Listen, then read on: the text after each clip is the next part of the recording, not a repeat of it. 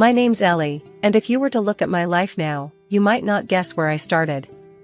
Born to a family that had more love than money, I learned early to stand on my own 2 feet.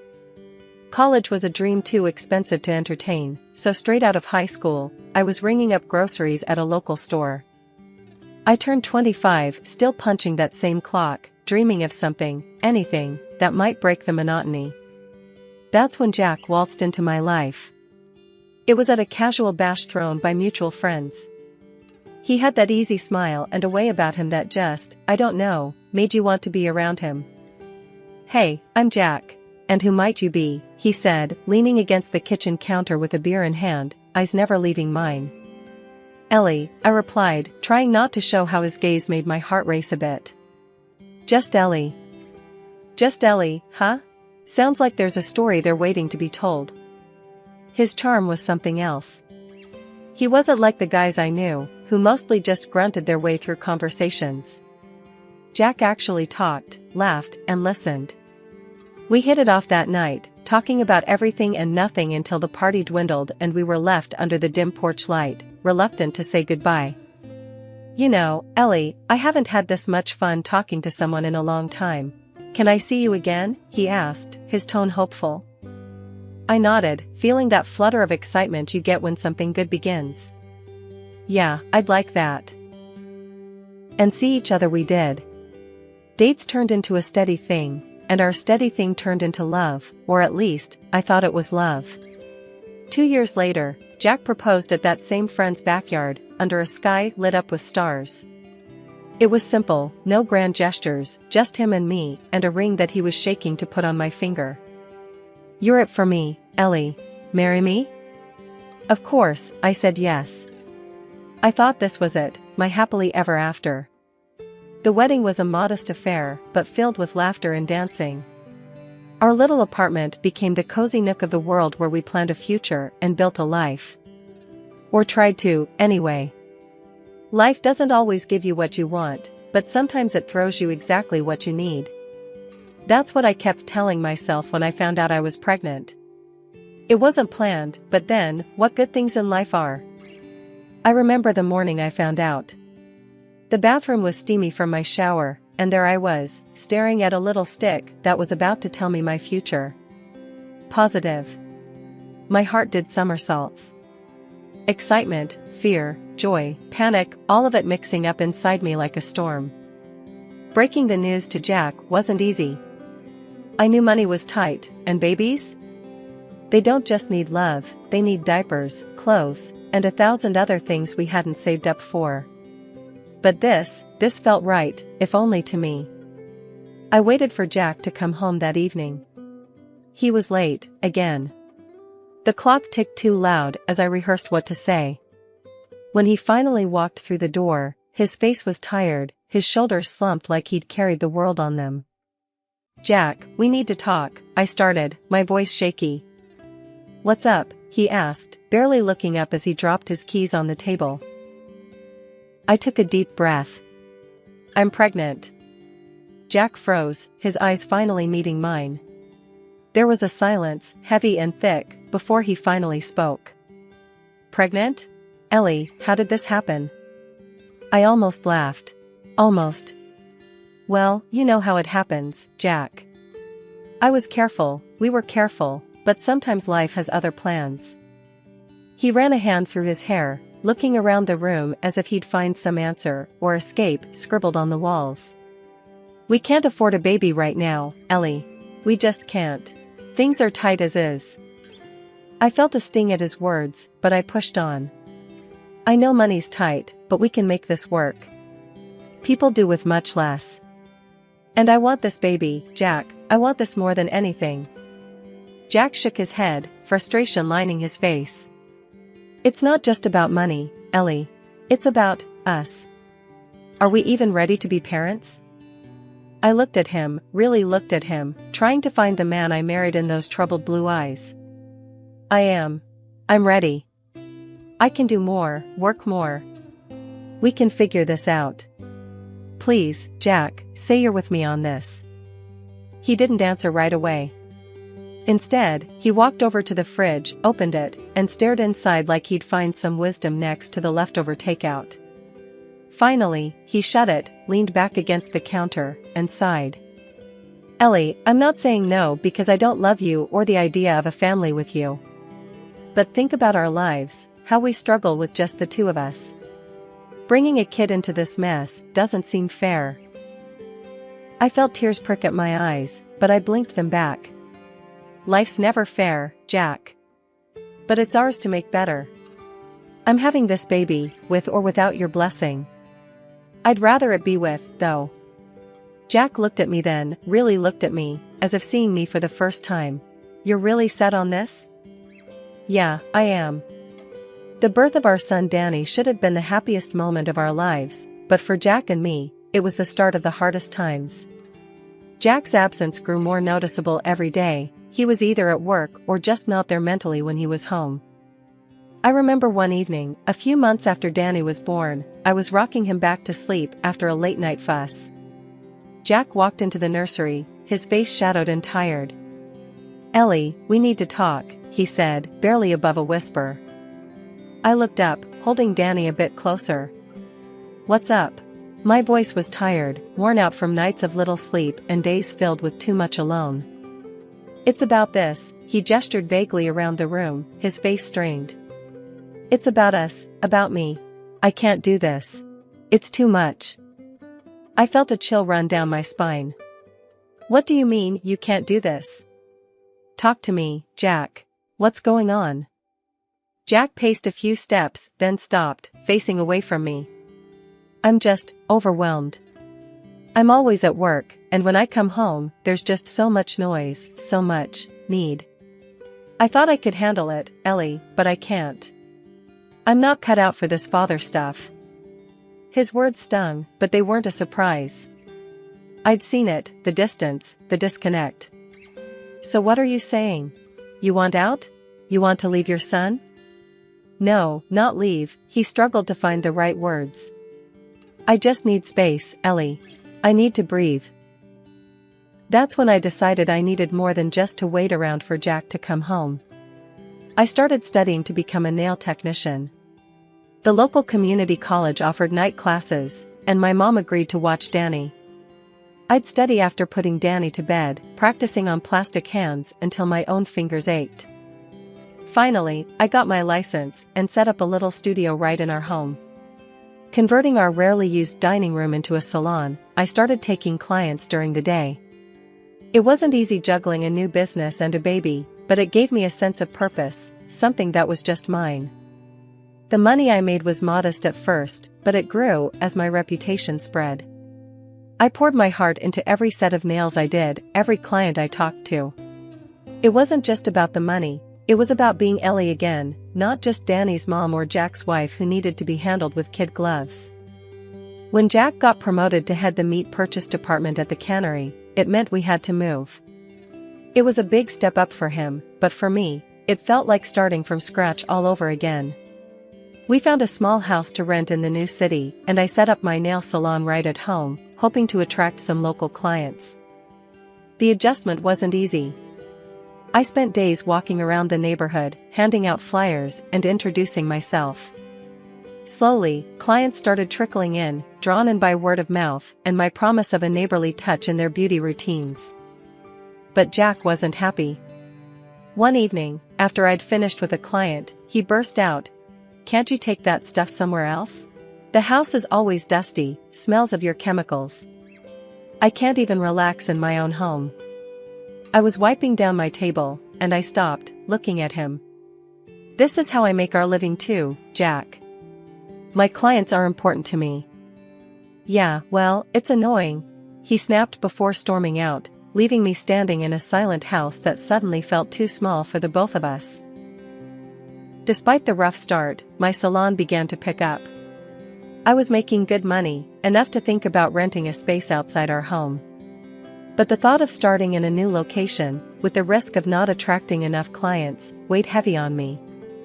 One day, I mentioned it to Jack, trying to gauge his thoughts. "I'm thinking about renting a space for the salon. It might be better for us, for the house." He just shrugged, his mind on other things. Do what you want, Ellie. Just make sure it doesn't come back to bite us. His indifference stung, but it was nothing new. Jack's life was changing too. With his bigger salary, he started taking more care of himself, hitting the gym, buying fancy clothes, and attending social events. Events I was never invited to. One night, he was dressing up for another one of those parties, and I couldn't help myself. I had to ask, "Why don't you ever take me with you?" He looked at me through the mirror, a frown lining his forehead. "Ellie, look at us. You're not cut out for that crowd. They're educated, polished. I can't be explaining my wife who does nails." As he left, the silence of the house wrapped around me. His words echoed in my head, fueling a fire I didn't know I had. I was tired of being the invisible support behind his shiny new life. That fire pushed me to take the leap. I used almost all of my savings, $70,000, to open my own salon in a small but bright space downtown. It was a gamble, a huge one, but I was done being just a background in Jack's life. At first, I worked alone. Long days filled with appointments, my hands constantly in motion. The salon slowly gained a reputation for quality and care, and soon, I had enough clients to hire 2 more technicians. One morning, as I was opening up the salon, Jack came in. It was early, and he looked out of place in his business suit among the pastel colors and nail polish racks. "What are you doing here, Jack?" I asked, surprised to see him. "I heard you hired more people." "Sounds like you're getting serious about this," he said, looking around with a mix of curiosity and disdain. "Yes, I am serious. This salon is going to succeed, with or without your approval," I said firmly, meeting his gaze. Jack smirked, a cold, humorless curl of his lip. "Just be careful, Ellie. Don't come crying to me if it all falls apart." As he left, I turned back to my salon, pride swelling in my chest. This was my place, my dream being built. I didn't know what the future held, but for the first time, I felt ready for whatever challenges it might throw my way. That day started like any other in my salon. I was setting up for an afternoon of appointments, feeling good about where things were headed. Just as I was enjoying a rare quiet moment, the door chimed, and in walked Jack, my husband, with a woman I'd never seen before.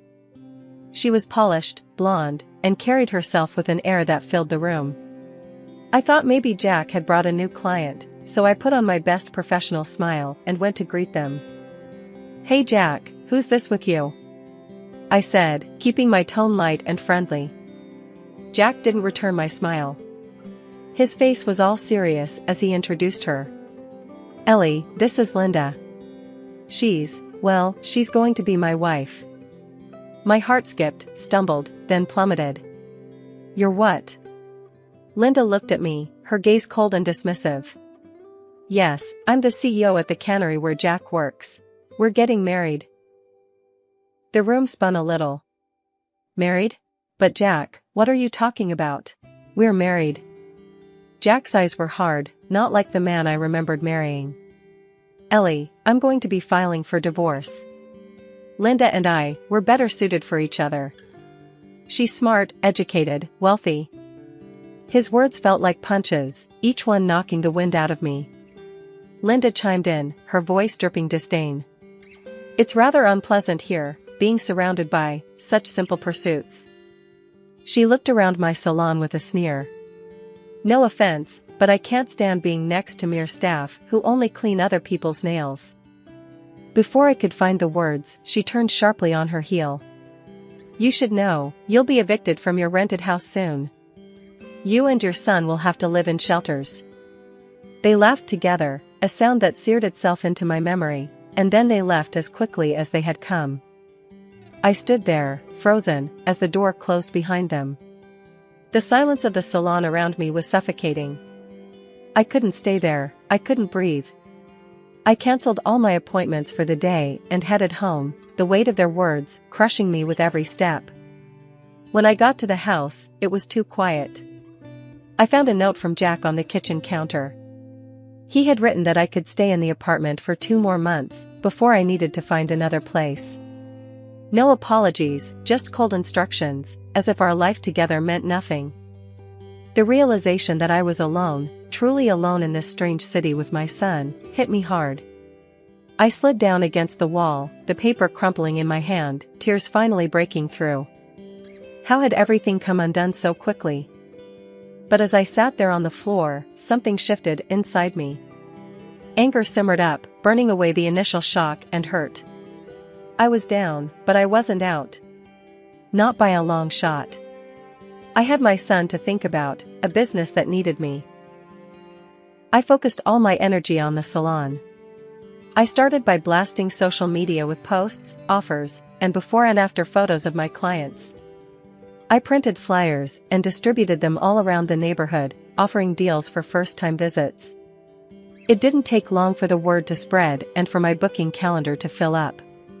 We were booked solid for 3 weeks straight, and I had never been busier or more motivated. I moved us into a small apartment right above the salon. It wasn't much, but it was ours, and it was enough. From our windows, we could see the life of the street below, and I liked the closeness of it all, work just downstairs, home up here. It felt compact, manageable. The divorce dragged on, ugly and draining. Jack claimed Danny wasn't his to get out of paying child support. That forced us into a DNA test, which only proved what I already knew: Jack was the father. The court didn't take kindly to his antics and ordered him to pay up for child support. It was a small victory in the midst of a lot of pain. Despite the chaos, the salon became my refuge. I threw myself into my work, arriving early to open up and staying late to clean up, making sure every part of the business ran smoothly. My hands were constantly in motion, painting, filing, shaping. It wasn't just about nails, it was about rebuilding my life, one appointment at a time. One late evening, as I was finishing up with my last client, Maria, she caught me off guard with a question. "Ellie, how do you do it? Stay so strong?" I paused, looking at her through the mirror, a smile tugging at the corner of my lips, despite the tiredness. "What choice do I have, Maria? Life doesn't stop for you, even when it feels like yours has stopped. My boy needs me, and I need to be strong for him." Every day was a battle, but every day also brought small victories. My client base grew, and the community's support was overwhelming. They came for the nails, but they stayed for the camaraderie, and my salon became a little sanctuary not just for me but for many of the women in the area. One afternoon, as I balanced my books, checking the numbers and planning for the future, I realized I was actually doing it. I was making it on my own. Financial independence was within reach, and it tasted sweeter, because I knew every penny was earned through my own sweat and tears. The salon buzzed around me, filled with laughter and chatter, a stark contrast to the quiet of my legal battles and personal struggles. But it was this buzz that kept me going, that reminded me every day that no matter how tough things got, I had a community, a purpose, and a plan. As I locked up for the night, turning the sign to closed, I felt a sense of accomplishment wash over me. The street was quiet, the night settling in. I looked up at the apartment windows where Danny was probably asleep by now, and I felt a surge of determination. It was a regular Tuesday morning when the peace of my salon was disrupted by Laura, one of my regulars who lived in the high-rise across the street.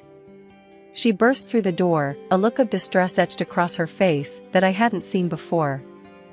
"Ellie, you won't believe what they're doing now," she gasped, clutching her purse tightly against her chest. "What's happened, Laura?" I asked, my hands pausing on the nail file I was holding. "It's the cannery, your ex's place. They've dumped a whole busload of illegal workers into our building, and now they're planning to set up temporary housing right in the park next door." Her voice was shaky, tinged with anger and worry. The news hit me like a truck. Not just because the park was where the neighborhood kids played, including my own son, but because of the sheer disregard for our community. My salon's clients, who were already seated and overhearing our conversation, began murmuring among themselves, their faces clouding over with concern. At that moment, something inside me clicked. I couldn't sit back and let my neighborhood be overrun and unsafe because of the cannery's irresponsible actions. I also saw a chance to right some wrongs Jack had helped bring about. "I'll tell you what we're going to do," I began, my voice growing firmer as I spoke to the room. "We're going to stand up to them. We're going to show them that they can't just push us around. We live here. Our kids play here. We matter." Heads nodded, and the room filled with a new energy, a collective resolve. "I'm going to organize a meeting here, tomorrow. We'll plan our next steps. Tell your neighbors, bring your friends. We're stronger together," I declared. Over the next few days, I turned my salon into a makeshift community center. We created signs, drafted petitions, and planned peaceful protests. I led the charge, fueled not just by my civic duty, but by a deep-seated desire to challenge Jack and the destructive path he was part of. Then, one afternoon as we were preparing signs for another rally, Jack showed up at the salon, Linda in tow. They both looked unusually meek, a stark contrast to their usual haughty demeanor. "Ellie, can we talk?" Jack asked, glancing around at the bustling salon-turned-activist hub. I stepped closer, crossing my arms. "Sure, Jack. What's so important?" He glanced at Linda, who hesitated before pulling out an envelope. "We want to make you an offer, Ellie. This should cover all your troubles. Just stop this protest, let the cannery do its business." I peeked into the envelope she handed me. It was filled with $100,000. My heart raced, but my resolve didn't waver. "You think you can buy me off? Buy off our safety and well-being?" I scoffed, pushing the envelope back into her hands. "You can keep your dirty money.